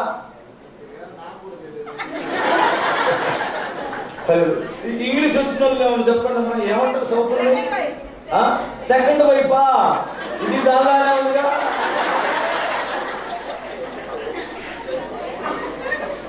ఇప్పుడు ఈ తిట్టు తెచ్చుకోవాలి. మా ఆయనకి సెకండ్ వైపా కదా. అది బాగా ఏంటో అసలు ఆ పద్ధతే బాగలేదు. ఎందుకంటే ఆ పద్ధతి బాగుంటే దేవుడు ఎప్పుడో చాలా బాగుండేది. ఎందుకంటే దేవుడు ఒక భర్తకి, ఒక పురుషుడికి ఒక భార్యే ఉండాలి, ఏకపత్ని పురుషుడై ఉండాలి, ఇద్దరు భార్యలు ఉండకూడదు. భర్త బ్రతికొండగా ఇంకొకడిని ఎవడని ఆశించకూడదు కూడా. పెళ్లి దాకా పోయి అసలు ఆశించకూడదు. హల్లెలూయా. అది ప్రతివర్త ధర్మమే కాదు. హల్లెలూయా. అసలు నిజమైన ప్రతివర్త అంటే ఎవరంటే, హృదయములోనైనా వేరొకరికి చోటు ఇవ్వని స్త్రీని ఏమంటారు? ప్రతివర్త అంటారు. హల్లెలూయా. అర్థమవుతుంది. హృదయములోనైనా అలాంటి వారు ప్రార్థన చేస్తే దేవుడు ఆశీర్వాదం దిగమంటే దిగిద్దంటూ అనుకుంటున్నాను నేను. దేవునికి స్తోత్రం చెప్పాలి. ఓకే, అది వేరే సంగతి. ఆ గొడవ పెట్టుకుందండి ఆ పనికిమాలిన మనిషి గద్దరది. అత్యంత కోపకాండమును బట్టి ఆ తిట్లకు తట్టుకోలేక పుట్టింటికి పారిపోలేదు, బావిలో దూకడానికి పారిపోలేదు, ఉరితాడు తీసుకొని ఫ్యాన్ వేసుకోవడానికి వెళ్ళలేదు. ఎక్కడికి వెళ్ళిందో తెలుసా? దేవుని మందిరానికి వచ్చింది. దగ్గరగా స్తోత్రం చెప్తాను. అసలు నిజమైన ఆదరణ ఇచ్చే పుట్టిల్లు లేదో తెలుసా నీకు? ఎప్పుడైనా అలిగి మందిరానికి వచ్చారా? భర్త మీద అలిగి మందిరానికి వచ్చారా? పుట్టింటికి వెళ్ళారా? పోలీస్ స్టేషన్కి వెళ్ళారా? నీ కోపం వచ్చిందనుకో ఎక్కడికి వెళ్తావు? దేవుని మందిరంలోనికి వచ్చిందామె. సమస్య ఏదైనా కారణం పక్కన పెట్టండి. ఆమెకి ఏమొచ్చింది? అత్యంత కోపం అంటే బాధ వచ్చింది. ఆ కోపంలో కొంతమంది ఏం చేస్తారు? చచ్చిపోతారు. నేను చచ్చి నేను పోలీస్ స్టేషన్కి ఎడచకపోతే చూడరా. ఇదేం కావాలండి? నువ్వు చస్తే వాడు పోలీస్ స్టేషన్కి ఏది మంచిది అంటారు? చావు. పోలీస్ స్టేషన్కి వెళ్తారు. ఏమంటే నాకు మాట అన్నానండి, భార్య కాబట్టి ఉరి పోసుకొని చచ్చిందండి, మరి నన్ను ఏం చేయమంటారని అంటాడు. ఆ తప్పు నీది లేదు మరి ఏదో చచ్చిపోయింది, వచ్చావు కనుక మరి పోలీస్ స్టేషన్కి వెళ్ళమ్మా అంటారు. పోయింది. 3 నెలల తర్వాత ఏదే పెళ్లి చేసుకుంటాడు. ఇబ్బంది పడేది ఎవరో? నీవు నీ పిల్లలే. అందుకని ఎప్పుడూ నీకు వచ్చిన బాధను బట్టి, నీకున్న సమస్యను బట్టి ఆత్మహత్య వైపు నువ్వు ప్రేరేపించబడకూడదు. ఎక్కడికి రావాలి? దేవుని మందిరానికి రావాలి. దైవ సేవకులతో నీ సమస్యను చెప్పాలి. వారు ప్రార్థన చేస్తారు, నువ్వు ప్రార్థన చేస్తావు, సమస్య ఖచ్చితంగా తీరింది. దేవునికి స్తోత్రం. ఆ అత్యంత బాధతో, కోపముతో, వ్యాధులతో ఎవరిని ఆశ్రయించింది? దేవుని మందిరం. అందుకనే ఆమె గర్భమున ఒక న్యాయాధిపతిని దేవుడు ఇచ్చాడు. దేవునికి స్తోత్రం చెప్పాలి. ఒక దీర్ఘదర్శకుడు దేవుడు ఇచ్చాడండి, ఒక ప్రవక్తని దేవుడు ఇచ్చాడండి, రాజును అభిషేకించేటువంటి వాడు ఇచ్చాడండి. నిజంగా చెప్పాలంటే ఇశ్రాయేలుకి తలమానికము లాంటి ఒక రాజ్యాంగ నిర్మాతని ఆమె కడుపుల నుండి ఇచ్చాడు. దేవునికి స్తోత్రం. చూసారా ఎక్కడికి వస్తే పుట్టాడు? ఆ అయ్యగారు సమీర్ గారు అమ్మా అదే బాయిలో దూకితే. ఈరోజు మనం మాట్లాడుకునే వారమేనా? అదే ఉరి పెట్టుకొని చస్తే మాట్లాడుకుంటామా? ఎప్పుడైనా నీకు చావాలని అనిపించిందా? ఎప్పుడైనా ఆత్మహత్య చేసుకోవాలని నీకు అనిపించిందా? ఇదిగో ఎంత పచ్చి అబద్ధాలు ఆడుతున్నారంటే మీరు మౌనంగా ఉన్నారు. అన్నా నాకు ఒక్కసారి 2 సార్లు చచ్చిపోవాలనిపించింది అన్నాను. ఇప్పుడు యథార్థంగా చేతులు ఎత్తండి.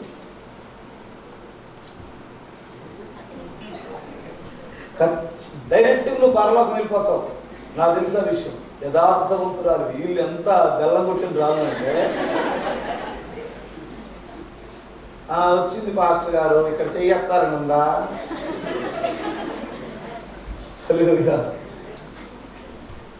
దయచేసి నువ్వు చచ్చిపోవడానికి కదా వెళ్ళాల్సింది. నువ్వు చనిపోతే నువ్వేం సాధించగలవు? నువ్వేం చేయగలవు? నేను 95లో చచ్చిపోవాలనుకున్నాను. నా సాక్ష్యం చెప్పాను. ఎక్కడ ఆ సాక్ష్యం? దగ్గరగా స్తోత్రం చెప్పండి. అసలు యేసు ప్రభు దగ్గరికి ఎలా వచ్చానంటే, నేను పత్తి వేసాను అప్పుడు 3 సంవత్సరాలు 2 సంవత్సరాలు వేసాను. 2 సంవత్సరాలు లాభం వచ్చింది, 1 సంవత్సరం బాగా లాస్ వచ్చింది. మా అమ్మ నన్ను ఒక మాట అన్నది, వీడు కొంపకు దరిద్రం పెట్టినట్టు పెట్టాడు అన్నది. నాకు ఆ మాట నచ్చలా. ఎందుకంటే నేను చాలా కష్టపడేవాడిని. పెళ్ళైనప్పుడు కొత్తగా పిల్లలు కూడా పుట్టలేదు. మా ఆవిడ అప్పుడు వాళ్ళ పుట్టింటికి ఏదో పండగ వస్తే వెళ్ళినట్టుంది. మా అమ్మ మాట అనేసరికి నేను కొంపకి ఏం పట్టాను, దరిద్రం. నేను పోతే కొంపకి ఏం పోయింది, దరిద్రం పోయింది కదా. ఓకే, మా అమ్మ ఎలా ఉంటుందా, అయితే చచ్చిపోదాం అనుకున్నాను. ఎలా చనిపోదాం, ఎప్పుడు చనిపోదాం, ఇక ప్రేరేపణ వచ్చేస్తుంది. ఎలా, ఎక్కడ, ఏం తీసుకొని చచ్చిపోవాలి. మా ఇంట్లో అప్పట్లో ఎకాలక్స్ అని ఒక పవర్ఫుల్ మందు ఉండేది, పత్తి పచ్చ కొరుకు కొట్టే ఎకాలక్స్ మందు. అప్పట్లో ఆ మందు మనం స్ప్రే చేస్తుంటేనే కొంతమంది గిట్టకపోతే కింద పడిపోయేవాళ్ళు, పొలం పండించే వాళ్ళు తెలిసింది అది. ఆ మందు తాగి చచ్చిపోదాం, కానీ ఎప్పుడు తాగాలి, పగలు తాగాను అనుకో హాస్పిటల్ తీసుకెళ్తారు, బ్రతకూడదు, ఛాన్స్ ఇవ్వకూడదు. సెకండ్ షో సినిమాకి వెళ్ళి వచ్చిన తర్వాత అయితే అందరు నిద్రపోతారు, అప్పుడు తాగి శుభ్రంగా చచ్చిపోవచ్చు అనుకొని సెకండ్ షో సినిమాకి వెళ్ళాను నేను. సినిమాకి వెళ్ళి వచ్చేసరికి మా అమ్మా నాన్న ఇద్దరు నిద్రపోతున్నారు. నాకు విపరీతమైన ఆకలి అవుతుంది. ఎందుకంటే పగలంతా ఆలోచించి సరిగా అన్నం తినక మరి సాయంత్రం బాగా ఆకలి అవుతుంది. అప్పుడు 1 గంట దయ్యం. ఇటు కూడా చచ్చిపోయి చస్తున్నాను కనుక అన్నం తిని చచ్చిపోదాం అనుకున్నాను. ఒక ఆలోచన, కడుపు నుండి అన్నం తిని చచ్చిపోదాం అనుకున్నాను. సరే, మా అమ్మ నాన్న లేకపోతే అన్నం తిన్నాను కడుపు నిండా. అన్నం తిన్న తర్వాత నాకు బాగా మంపు, నిద్ర తింటుంటేనే నిద్ర వచ్చింది. ఇప్పుడు అటక మీదకి ఎక్కాలి. అటక తెలుసుగా, మత్సు అంటారు కొంతమంది, అటక మీదకి అంటారు. అటక మీదకి ఎక్కాలి. అక్కడ మందులు ఉన్నాయి. అప్పట్లో ఈ సత్తు డబ్బాల్లో వచ్చాయి, గలగలగలలాడుతూ ఉంటాయి, ఆ గోతాల్లో కట్టినటువంటివి. ఆ మత్సు మీద అన్నీ ఉన్నాయి. ఇప్పుడు ఎక్కారనుకో గలగల శబ్దాలు వస్తాయి. మా అమ్మ లేసిద్ది. ఏం చేయాలి అంటే సాతానుడికి ఇంకొక ఆలోచన ఇచ్చారు, ఇప్పుడు చచ్చేటట్లు లేదని. పొద్దున్నే చేలోకి వెళ్ళి, చేలో మందు తాగి పడుకో, మా చేలో జమ్మి చెట్టు ఉంది, చేలో జమ్మి చెట్టు కింద శుభ్రంగా తాగి పడుకున్నామంటే చచ్చిపోతాం. సాయంత్రం లోపల మా నాన్న చేనుకో ఏదో టైంలో వస్తాడు, శవాన్ని చూసి తీసుకెళ్ళిపోతాడు. అలా వచ్చింది ఐడియా. అలా వచ్చి పడుకున్నాను. పడుకున్న కాసేపు నిద్ర పట్టింది. మా అమ్మగారు అప్పటికి బాప్తిసం తీసుకొని ఉంది. నేను మనకు మార్పులు లేదు కదండి. జై జై గణేశ ఎక్కడికట్లా ఇళ్ళలో అది వేరేసాను. అంటే శివయ్య శివయ్య శివయ్య కలుపు అంటున్నాడు. మా అమ్మకు బాప్తిసం ఇచ్చిన పాస్టర్ గారు. నేను గబగబా కలలో నేను రియల్ అనుకున్నాను. అది తలుపు తీశారు. తలుపు తీసేసరికి మాస్టర్ గారు, బాబు మరణదూత వచ్చింది, ప్రార్థన చేసే వారి దగ్గరికి వెళ్ళి బ్రతుకుతాం అన్నాడు. మరణదూత అనే పేరు నేను అప్పటికి ఎప్పుడు వినలా. అసలు అలాంటి పేరు ఉంటుందని నాకు ఎప్పుడు తెలియదు. నీ మీద కత్తరపడ అనేది విన్నాను, నీ మీద పోలిరమ్మబడ అనేది విన్నాను, నీకు ముత్యాలమ్మదా ముత్యాలమ్మ, నిన్ను ముత్యాలమ్మ మెంగా అనేది విన్నాను. అమ్మ నీకు నీ మీద మారమ్మ, ఏదో రకరకాల దేవతల పేర్లు శపిస్తుంటారు కొంతమంది. అవి విన్నాను, కానీ మరణతో వచ్చిందనే మాట నేను ఎప్పుడు లేదు.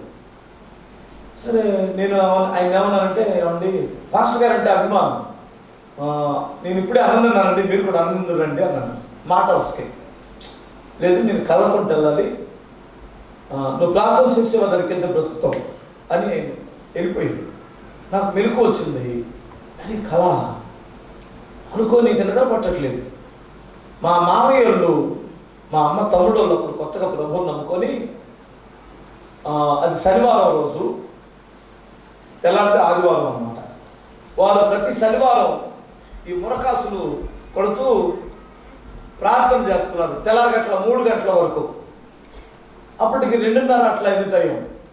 ఇంకా నాకు మెలకు వచ్చి భయమేసి నిద్ర పట్టలేదు. అమ్మో నేను చచ్చిపోతే ఏంటి, నాకు అర్థం కాలేదు. మా అమ్మ ఏంటి, నా భార్య సంగతి ఏంటి, తను చచ్చిపోతే నా భార్య కొత్తగా పెళ్ళింది, నా సంగతి ఏంటి పాపం, ఇలా ఆలోచించడం మొదలుపెట్టాను. ఆలోచించి సరే నాకు నిద్ర పట్టక ఆ దగ్గరికి వెళ్ళి కూర్చుందామని మా మావయ్య దగ్గర ఫస్ట్ సారి నా జీవితంలో ప్రార్థనలో కూర్చున్న టైం అది. వెళ్ళి వాళ్ళ దగ్గర కూర్చున్నాను. కూర్చుంటే వాళ్ళు ప్రార్థన ఆపి ఏంటి టైంలో వచ్చామన్నారు. అంటే ఏం లేదు అన్నాను. ఏంటి అసలు నువ్వు రావు కదా, ఇంటికి వచ్చావు అన్నారు. ఏం లేదులే అన్నాను. కాదు, ఎందుకంటే నాకు స్తోత్రం అనిపించడం ఎవరి చేత కాదు నా నోట్లో నుంచి.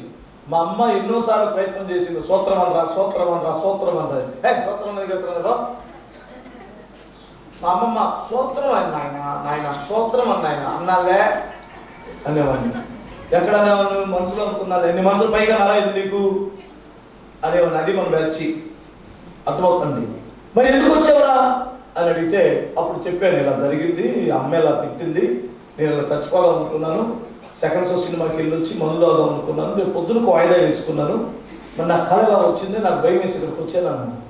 వారంతా ప్రభువా బిడ్డతో మాట్లాడావు నాయన, నువ్వెంత ప్రేమ కలిగిన దేవుడు తండ్రి, నువ్వెంత కరుణామయుడు నాయన. నేను ప్రార్థన చేస్తుంటే వాళ్ళు ఏడ్చి ప్రార్థన చేస్తుంటే నాకు ఏడుపు వచ్చేసింది. నాకు ఎందుకు ఏడుపు వచ్చిందంటే నిజమే కదా ప్రభువా, మా అమ్మకు తెలియదు, మా నాన్నకు తెలియదు, నా భార్యకి అంతకంటే తెలియదు, నేను చచ్చిపోయేసాను. మరి నీకెలా తెలిసింది? నన్ను ఎంత ప్రేమిస్తున్నాను ప్రభువా, నన్ను ఎంత ప్రేమిస్తున్నాను. నిజంగా నీ ప్రేమ, ఆయన ప్రేమ తలుసుకున్న రోజు నేను ఆ రోజు ఏడ్చానండి. నా జీవితంలో అది పశ్చాత్తాపంతో కూడిన ఏడుపు, బాధతో కూడిన ఏడుపు ఏడ్చాను. ఆ రోజు నా హృదయాన్ని దేవుడు అద్భుతంగా మార్చాడు. దేవుడికి స్తోత్రం. నాకు సినిమాలంటే విపరీతమైన పిచ్చి. ఏమండి, ఆ రోజు నేను నా ఆలోచన విధానాన్ని మార్చుకున్నాను. నా బ్రతుకులో గొప్ప మార్పు జరిగింది. అప్పుడు నేను ప్రభువుని నమ్ముకున్నాను. నేను మీకు మనం చేసేది ఏంటంటే, ఆ రోజు కానీ నేను చచ్చిపోయి ఉంటే ఈరోజు నేను ఈ కార్యాన్ని నా కన్నులతో నేను చూసేవాడిని. కానీ నా మీద దేవునికి ఉన్న ప్రణాళిక సాతానుకు ముందుగా తెలిసి నన్ను ఏం చేయాలనుకున్నాడు? చంపేసి నా చేతులతో నన్నే చంపించాలని. సాతానుడు ఎప్పుడు వాడి చేతిలో కత్తులు లేవు, మీకు తెలుసా? వాడి చేతిలో అగ్గిపుల్ల లేదు, పెట్రోల్ అంతకంటే లేదు. వాడు ఎంత టాలెంట్ అంటే నీ చేతులతో నిన్నే కిరసనాలు తెప్పించమంటున్నాడు. నువ్వే పోసుకో పోసుకో పోసుకో పోసుకో. ఆడి ముందు నువ్వు కాపురం చేస్తావా? ఆ దుర్మార్గుడితో పోసుకో పోసుకో పోసుకో పోసుకున్నాను. ఏం చేయమంటావు? అగ్గిపెట్టి ఇక్కడ లేదు లేదు, నువ్వేగా గుడ్లో పెట్టావు, తీసుకొచ్చుకో. నీకు గుర్తు చేస్తాడు పెద్ద ముదురు, మీకు తెలియదు, నువ్వే కదా పెట్టావు, అరమరలో పెట్టావు చూసుకోపో, అరమరలో పెట్టావు చూసుకోపో, అరమరలో పెట్టి చూసుకో. అక్కడికి వెళ్ళి గీసేసుకో తడిసితే మళ్ళీ ఎలాగది గీసుకున్న తర్వాత బాయ్ వెళ్ళొస్తా అని. ఎప్పుడైతే నువ్వు అగ్గిపుల్ల గీసే భక్తులు మండింది కదా, బట్ బాయ్ తగలబడతా ఉంది. ఇది నీకు స్టార్ట్, ఇది ఎండింగ్ కాదు. ఈ తగలబడ్డం అక్కడ కూడా తగలబడతావు. నేను ఏ వెళ్ళి వెళ్తున్నానో చూసుకొని వెళ్ళిపోతున్నాను. అప్పుడు అయ్యా ఆర్పండి. వాడు పోయిన తర్వాత ఆత్మని కేకలేసిద్దామా? మీరు ఎప్పుడైనా చూడండి, ఊరి పెట్టుకున్నంతసేపు ఊరా ఎలా నీ చేతనే వేసుకో, తాడ అవసరం లేదు, చేరేసింది. ఇప్పుడు ఏమి కింద ఉన్నారు కదా, ఎలా పడాలి? ఎలా స్టూల్ తెచ్చుకో, స్టూల్ మా ఇంట్లో లేదు, తగాల పెట్టు. వాడే ఇస్తాడు ఆలోచన. తగాల ఎలా పెట్టాలి? బాగున్నాయి పెట్టుకో, ఇలా పెట్టుకున్న తర్వాత తన్ను వెనక్కు తన్ను. మళ్ళీ ఐడియాలు ఇస్తాడు వాడు. తల్లి తర్వాత కసకలు బిగించుకుంటుంది కదా, సరే అదే చెప్పాడు. నువ్వేం చేస్తుంటావు? నేను ఇటు అటు తిరుగుతున్నా. నీ కోపం వచ్చింది, బాధ వచ్చింది, వెళ్ళవలసిన ఊరి దగ్గరికి కాదు, దేవుని మందిరానికి, దేవునికి స్తోత్రం చెప్తాను. నీకు అర్థమైందా? ఆ దీనురాలు మొరణ దేవుడు ఆలకించాడండి. బిగ్గరగా స్తోత్రం చెప్పండి ఒకసారి. హల్లెలూయా. ఇంకొకసారి చెప్పమ్మా తల్లి. హల్లెలూయా. ఇంకేం చెప్పాను నేను? హిజ్కియా ఉన్నారా? అష్షూరు రాజు దుర్మార్గుడు, వాడు రంకెలేసి ఒక ఉత్తరాన్ని రాసి పంపించాడు.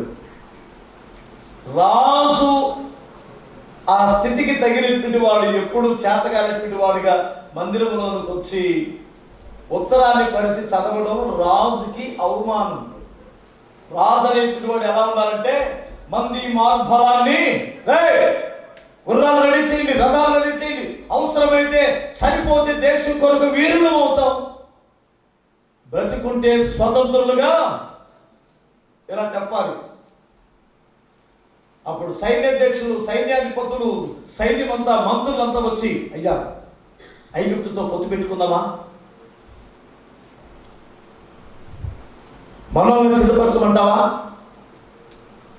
యుద్ధానికి రెడీ అవుదామా, అవసరమైతే చచ్చిపోదాం. నేను దేవుని మందిరానికి వెళ్తున్నాను అన్నాడు. దేవునికి స్తోత్రం చెప్పాలి.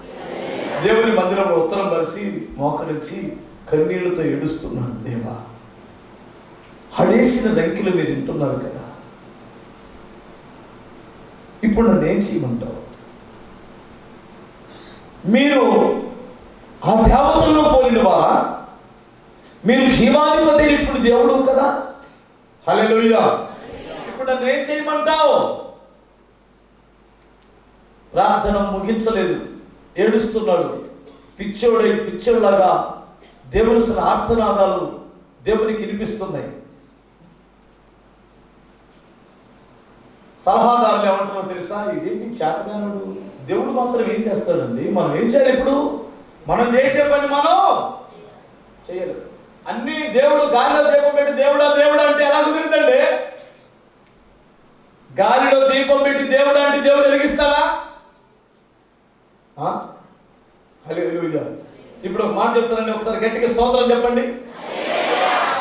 ఇప్పుడు మనం గాలిలో దీపాలనే సంగతి మీకు తెలుసా? తెలీదా? నరుని ఆత్మ దేవుడు పెట్టిన, యెహోవా పెట్టిన దీపం అన్నారు. ఇప్పుడు ఈ దీపం నిజంగా చెప్పాలంటే గాలిలోనే ఉన్నాం. మనం ఏ యాక్సిడెంట్ అయి చచ్చిపోతామో తెలియదు. బండి మీద వెళ్ళేవాడు గాలిలో ఉన్నాడా? బిల్డింగ్లో ఉన్నాడా? కారులో వెళ్ళేవాడు గాలిలో ఉన్నాడా? బిల్డింగ్లో ఉన్నాడా? కానీ ఏదో క్రమపాటు ఏమవుతామో భయపడుతుందా? ఏమవుతామో తెలియదు. అయితే ఈ దీపానికి మీరు చిన్నప్పుడు తెలుసో తెలీదో ఒక గ్లాస్ పెట్టేవారు. ప్రతిరోజు దాన్ని తుడిసి గ్లాస్ పెట్టేవారు. ఆ గ్లాస్ పైన దాని కప్పు ఒకటి పైన వచ్చేది. దాన్ని గాలిలో, ఓరు గాలిలో కూడా ఇలా తీసుకుని వెళ్తుంటే ఆ లాందరికి ఆ గ్లాస్ ఉంటుంది కదా, అది ఓరు గాలిలో వెళ్ళినా ఆ గాలి దీనికేమి తగలదు, అది ఆగిపోదు. గ్లాసు లేకపోతే, గ్లాసు పగిలిపోతే ఆ గ్లాసే కృప. చప్పట పడుతుంది కాబట్టి ఆ గ్లాసే మన చుట్టూ ఉన్న కృప. హల్లెలూయా. ఇప్పుడు వాళ్ళు అంటారు గాలిలో దీపం పెట్టి దేవుడు అంటే ఎట్లా అండి, ఉత్తర దేవుని సంధిలో పరిస్థితి ఏంటండి అన్నాడు. తెల్లారు 2 అయింది, 3 అయింది, 4 అయింది, 5 అయింది. 5 గంటలకు ఒకడు పరిగెత్తుకుంటూ వచ్చి రాజా అంటున్నాడు. ఒకడు ప్రార్థన చేయి, ఏం జరిగింది అన్నాడు. మరి నేను అష్షూరీయుల దండలోనికి వెళ్ళాను, వాళ్ళంతా చచ్చిపోయి ఉన్నారు, వారి వస్తువులన్నీ అక్కడే పడి ఉన్నాయి, వారి కత్తులు వీటిలు అక్కడే ఉన్నాయి. బ్రతికున్నటువంటి వారు కొంతమంది వెళ్ళిన ఆధారాలు కనిపిస్తున్నాయి.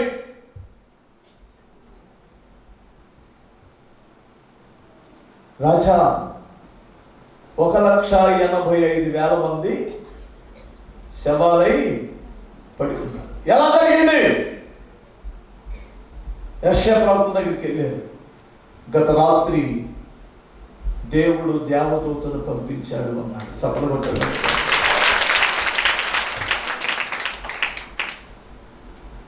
శత్రు పోరాటంలో నువ్వు ఉంటే, నీ జీవితం అగమ్య గోచరముగా ఉంటే, నువ్వు రావాల్సింది ఎక్కడికే?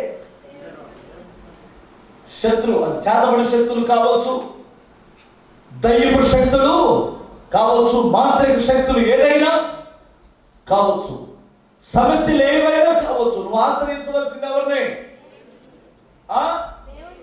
దేవుని మందిరాన్ని. హల్లెలూయా. దగ్గరగా స్తోత్రం చెప్పండి. అందుకని దేవుని మందిరంలో ఎవరు ఉంటారు? ఏలియా గారు ఉంటారా?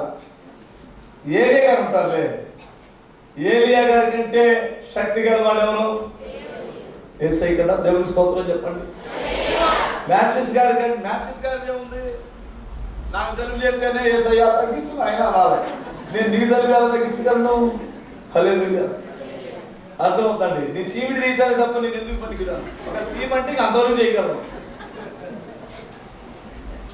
తగ్గించగలిగిన వాడు ఎవరు? ఇప్పుడు మీరు ఆశ్రయించవలసింది ఎక్కడికి? ఒక్కొక్కరు అంటున్నారు ఈ మధ్య, అమ్మాయి లైవ్ లో చూస్తున్నాం లేవే, ఇంకెందుకు చర్చికి అంటున్నారు. ఇంకొక ఏమంటది, లైవ్ అని రాక లైవ్ లో చూస్తున్నాను పాత్ర గారు నిన్ను.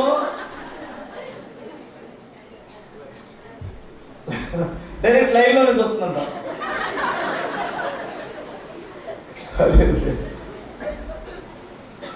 ఈ లైవ్ పాడుగానే ఆపండి అమ్మా. మీరు చూస్తే చూడండి. దేవుని మందిరాన్ని మానుకో మాత్రం లైవ్ లో చూడొద్దు. దగ్గరగా స్తోత్రం చెప్పండి. హల్లెలూయా. మార్కెట్కి వెళ్తున్నారు కదా, పనులకి వెళ్తున్నారా, అన్ని జాబులకు వెళ్తున్నారా, అందరూ ఉద్యోగాలకు వెళ్తున్నారా, వ్యాపారాలకు వెళ్తున్నారా? దేవుని మందిరానికి వెళ్ళేసరికి ఏమంటున్నారు? లైవ్. ఎందుకని? కోవిడ్ వచ్చిందమ్మా, మరి కరోనా ఉంది కదా, మందిరానికి ఎలా వెళ్తామమ్మా? పిల్లలకి మాస్కులు లేకుండా బండి మీద జుర్రుని వెళ్తున్నారే, అక్కడ లేదా కోవిడ్? లేదా? ఈ ముసలమ్మ ఎక్కడికి వెళ్తున్నామంటే పాలు పోసి రావడానికి వెళ్తున్నా బాయా. మందిరానికి రమ్మంటే ముసలు రాకూడదు అంటున్నారుగా. పెన్షన్ తీసుకోవడానికి వెళ్తావా మరి? అంత పెద్ద లైన్లో నిల్చొని ఏంటి అబ్బాయి, పోయిన నెలలో కూడా నేను 2-3 రోజులు తిరిగాను.